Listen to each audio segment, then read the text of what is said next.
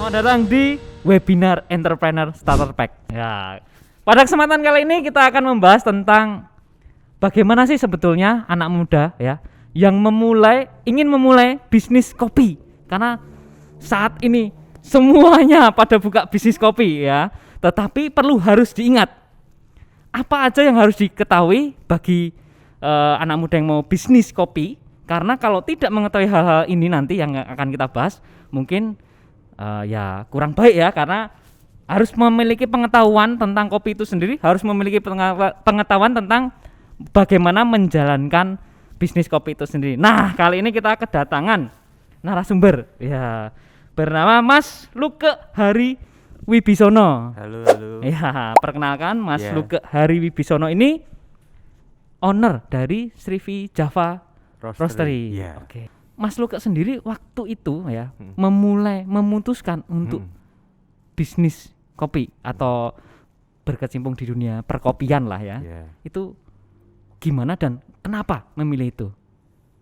Jadi saya mulai awal kopi itu tahun 2016 berarti sekitar 2015 sorry. Awal malah berarti 7 tahun ya, 7 tahun. Ya, hampir 7 tahun. Tapi di awal itu saya awalnya kopi kayak ya, nyoba-nyoba. Iseng gitu. Saya base-nya kan memang suka untuk eksperimen dalam bidang kuliner. Khususnya saya tuh sukanya masak. Oh, memang sukanya awalnya udah masak duluan ya, terus nyoba-nyoba. Betul, orang gendut kan suka masak. Saya dulu gitu ya. Suka makan kan otomatis suka masak. Ada nggak orang gendut yang nggak suka masak? Nanti tanyakan. Bisa ya. Jadi dari situ saya kebetulan ada temen itu dia buka sebuah kafe ya waktu itu tahun 2016, tapi sayangnya sekarang udah tutup. Waktu itu dia buka kafe, terus saya lihat-lihat lah. Kan ada tuh sekarang, waktu itu masih awal ya, kopi di Solo tuh yang disebut sebagai cold brew. Jadi kopi yang diseduh dengan air dingin. Padahal biasanya nggak diseduh dengan air dingin ya. Biasanya kopi kan normalnya air panas. Dari situ saya iseng-iseng, saya bikin botol. Waktu itu botol masih jarang kan kopi botolan waktu itu. Iya. Tahun 2015 loh ya. Sekarang banyak ya.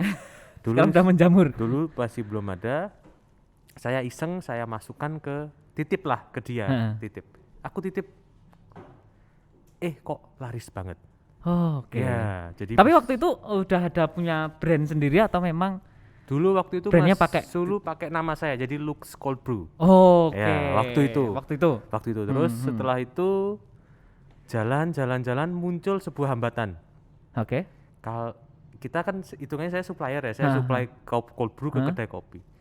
Hambatannya adalah bagaimana untuk mendapatkan kopi yang kualitasnya sama, bahan baku mentah itu kualitasnya sama, dengan harga yang terjangkau dan rasanya tidak berubah. Jadi memang kalau dari Mas Luka sendiri menyadari bahwa banyak hambatan utamanya adalah hambatan bagi saya waktu itu yang paling berasa ya, itu kok beda-beda kualitasnya beda-beda. Terus kadang juga kita ada namanya lead time, jadi kan untuk barang datang dari produsen kopi ke saya itu kan butuh waktu. Padahal kalau kita butuh cepat kita nggak bisa. Kenapa nggak saya produksi sendiri? Jadi dari situlah saya mulai fokusnya ke produksi kopi roastery. Itu tahun berapa? 2016 saya baru mulai beli mesin, 2016 akhir 2017 awal. Jadi 2015 usaha kopi yang langsung botolan itu. Kemudian ada masalah-masalah ya, gara-gara masalah tersebut ya, kok bahan bakunya beda-beda, kualitasnya lama pengirimannya, sehingga karena Mas Luke ini seneng utak-atik, nggak puas dengan kayak gitu, akhirnya membikin lah, yaudah aku tak fokus untuk produksi kopi aja. Betul. Berarti pada saat 2016 sudah mulai mensuplai perusahaan-perusahaan kopi atau bagaimana? Berarti kita mulai supply itu 2017. Baru 17 ya? 2016 masih formulasi untuk resep-resep. Jadi 2016 saya gunakan untuk merek saya. Setelah itu baru mulai ekspansi keluar.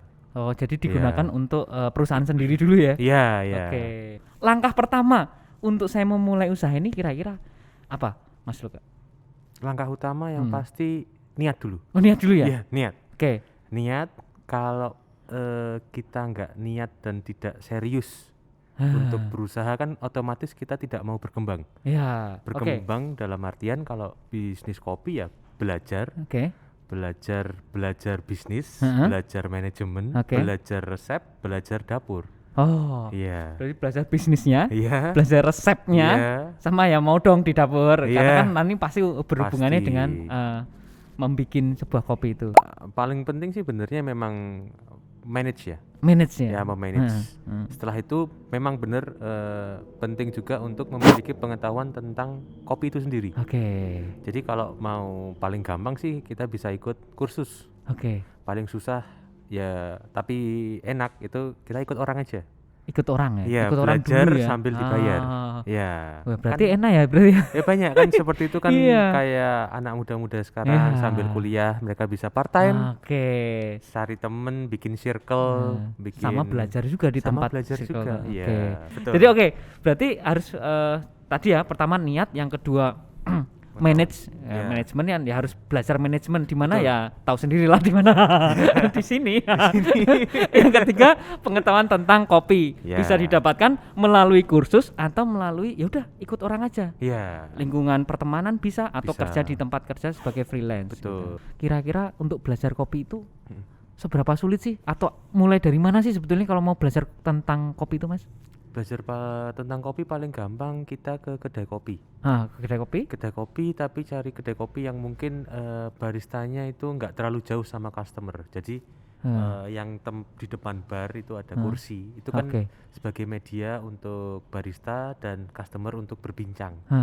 Di situ customer atau kita bisa tanya-tanya nih, kopi itu apa aja sih Mas? Kopi itu rasanya bagaimana? Bedanya kopimu kok ada banyak nih, bedanya apa Mas? Itu kan kita belajar Iya. sambil Sambil bertambah kita- teman juga iya. sama baristanya. Iya. Itu di tempat satu, tadi di tempat Tempat lain, lain, di tempat iya. lain. Gitu. Nah, kalau habis dari situ kita mau ngapain lagi, Mas? Apakah itu cukup untuk kita oke, ya sudah kita tanya-tanya itu ternyata kopinya ada macam-macam ini, kita langsung mulai atau bagaimana? langsung sebaiknya sih belajar dulu di rumah. Oke, mencoba ya. Mencoba. Oke. Kalau ada sih yang bar-bar atau yang kafe atau kedai kopi yang mereka modelnya juga memperbolehkan pelanggannya untuk menyeduh sendiri. Oh. Itu ada. Ada ya? Ada yang kita ngomongnya sih open bar. Jadi dia Oke, bisa open Mas bar aku ya? tak nyeduh dong, nyoba nyeduh. Hah. Ada yang bisa, ada yang nggak bisa. Oke. Ya, biasanya kalau yang baristanya owner open. Jadi Oke. Mas silahkan kalau mau nyeduh, nanti mungkin itu bisa menjadi teman untuk berbagi, mendapatkan seduhan terbaik dari biji-biji kopi yang mereka punya. Ya. Jadi taruhlah Oke. si baristanya punya metode seduh A.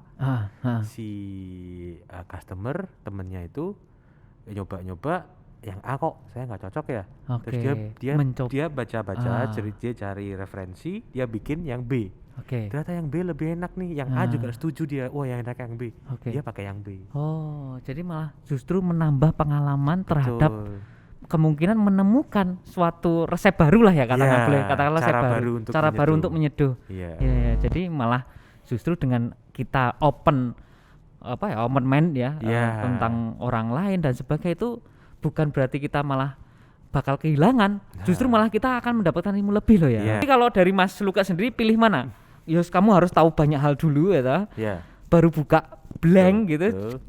Gitu, atau ya udahlah mulai dulu dari yang minimal dulu bisa kok. Kalau saya pribadi dulu mulai dulu dari apa adanya. Mulai dulu ya. Karena saya dulu mesin juga kita belum punya. Ah, Terus alat roasting kita ya pakai yang biasa. ya, Kopi juga apa adanya. ya. Tapi dari situ kita bisa bertemu dengan orang banyak, menambahkan circle, Oke. menambah link-link juga, Oke. koneksi dan pengetahuan dan pengalaman. Itu yang Oke, penting juga. yang penting itu ya. Kalau Ya. nggak mulai ya nanti nggak nemukan Ya. apa, terus nggak mau nyoba apa.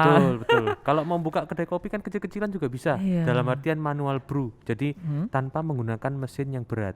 Oh. Grinder kan mesin Mas? Enggak, grinder kan ada grinder tangan. Ada yang manual ya itu Iya. ya. Nggak perlu alat sebetulnya. Ya. Betul itu. Grinder tangan berapa? Paling 50.000. Ya, tapi sebetulnya Mas, untuk alatnya grinder atau apa itu ada perbedaan dari kualitas nggak? ketika Pastinya ada. pasti ada ya? Pastinya ada. Jadi kayak grinder tangan ya. Grinder tangan itu paling rendah kita yang lihat itu ada mulai harga 50 sampai yang paling mahal 4 juta. Oke. Itu bedanya apa? Ya beda. Semakin mahal sebuah barang biasanya itu memudahkan penggunanya untuk Melakukan prosesnya ya. Betul. Ah. Sama kayak grinder kayak di kopi ya. Grinder yang murah mungkin kalau gini ini keras capek gitu. Tapi kalau yang mahal itu beginiin udah jalan sendiri gitu. Jalan sendiri. Iya. Tapi rasanya sendiri sama ya, hampir sama ya. Efeknya untuk kopi pasti ada. Cuman kalau mereka belum mengerti, belum bisa mentis kopi secara Iya. dalam, mungkin nggak tahu. Ibarat kata kayak kita ketika tes kopi A sama B aja sama aja Nah, itu karena ya. memang belum memiliki Betul. kedalaman pengetahuan dan Kosakata rasa kosakata akan rasanya. kopi. Oke. Iya. Kosakata rasa akan kopi. Lidah ini harus dilatih. Ya, betul. Nanti ono kopi dilatih. Biar semakin banyak karena kalau nggak pernah apalagi seringnya minum kopi yang manis kan Oh iya. akan hilang itu. Akan Mas, ya. hilang, betul, Oke. betul.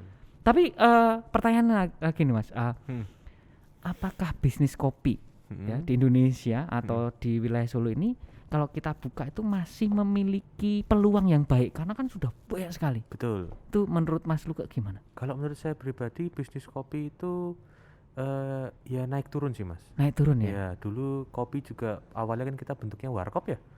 Ya sekarang istilah kerennya kan jadi kedai kopi. Kedai kopi. Naik lagi jadi kafe dan lain Kafe. sebagainya. Ya.